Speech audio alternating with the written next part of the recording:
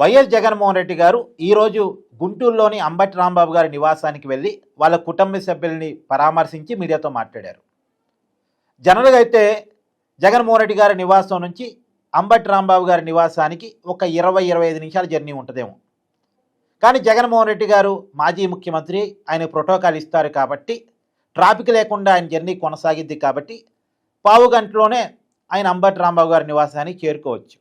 కానీ ఉదయం 10:30-11 గంటల ప్రాంతంలో ఆయన జర్నీ స్టార్ట్ అయితే 4 తర్వాత అంబటి రాంబాబు గారి నివాసానికి ఆయన చేరుకున్నారు. అంటే దాదాపు ఒక 5 గంటల పాటు రోడ్డు మీద ర్యాలీగా ఆయన కోసం పెద్ద ఎత్తున వచ్చిన జనాలకి అభివాదం చేస్తూ 20 నిమిషాల జర్నీ దాదాపు 5 గంటల పాటు కొనసాగింది.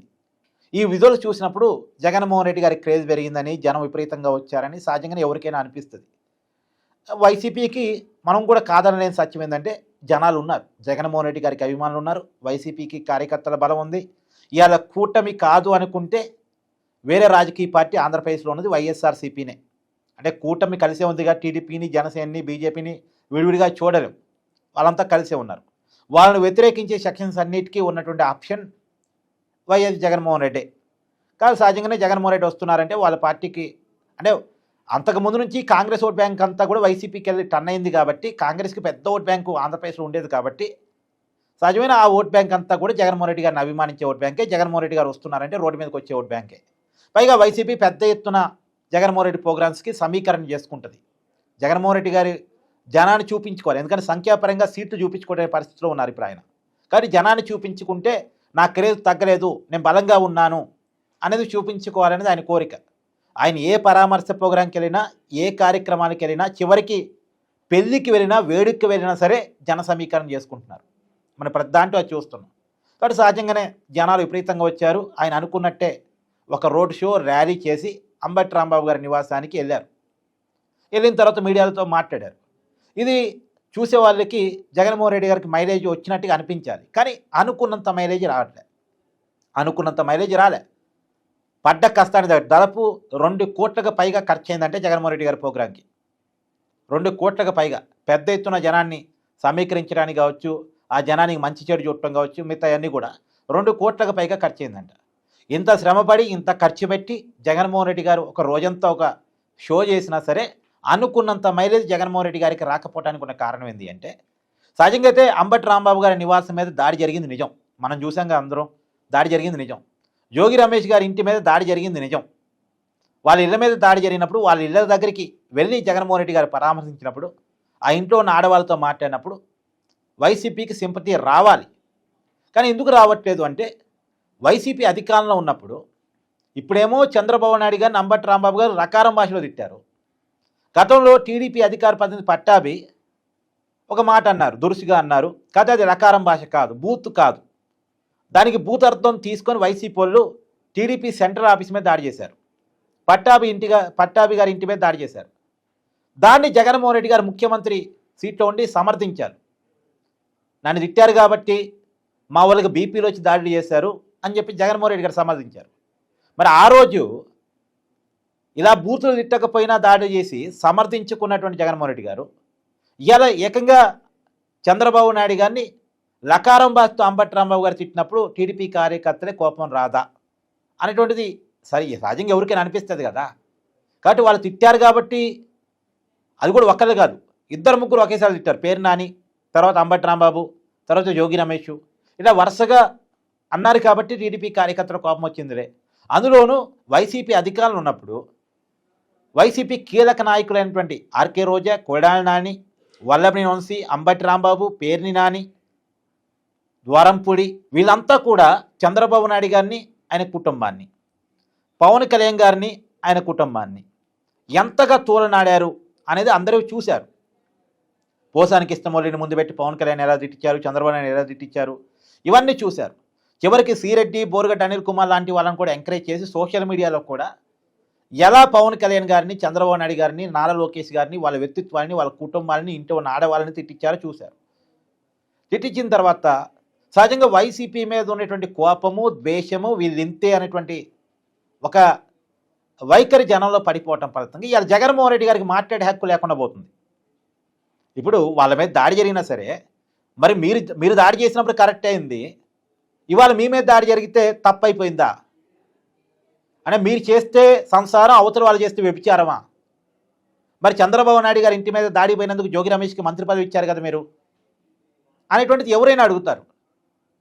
ఇలా జోగి రమేష్ ఇంటి మీద దాడి జరిగితే బాధపడుతున్నారు, మరి అదే జోగి రమేష్ చంద్రబాబు నాయుడు గారి ఇంటి మీద దాడికి పోయాడు, అప్పుడు మంత్రి పదవి ఇచ్చారు, ప్రమోషన్ ఇచ్చారు మీరు. ఆ దాడి కరెక్ట్ అయినప్పుడు ఈ దాడి కూడా కరెక్టే కదా. ఆ దాడి తప్పైతే ఈ దాడి తప్పు అవుతుంది. మరి ఆ దాడిని మీరు సమర్థించారు, మంత్రి పదవి ఇచ్చారు అనేది ఎవరైనా క్వశ్చన్ చేస్తారు. అందువల్ల జగన్మోహన్ రెడ్డి గారికి ఈ విషయంలో మాట్లాడే హక్కు లేకుండా పోతుంది. ఇది ఒక విషయం. ఈ ఒక్క విషయంలోనే కాదు, ఇప్పుడు జనసేన ఎమ్మెల్యే అరవ శ్రీధర్కి సంబంధించి అతను ఒక అమ్మాయితో అసభ్యంగా ప్రవర్తించాడు. ఈ జగన్మోహన్ రెడ్డి గారు కూడా మాట్లాడారు ఈ విషయం మీద. వైసీపీ మహిళా నేతలు చాలామంది మాట్లాడారు. మామూలుగా అయితే జనసేనకి యాంటీ కావాలి, వైసీపీకి ప్లస్ కావాలి. కానీ వైసీపీ అధికారంలో ఉన్నప్పుడు గోరంట్ల మాధవ్, తర్వాత ఎమ్మెల్సీ అనంతబాబు, వీళ్ళకి సంబంధించి కూడా ఇలాంటి వీడియో కాల్సే బయటకు వచ్చాయి. అప్పుడు వైసీపీ స్పందించలేదుగా.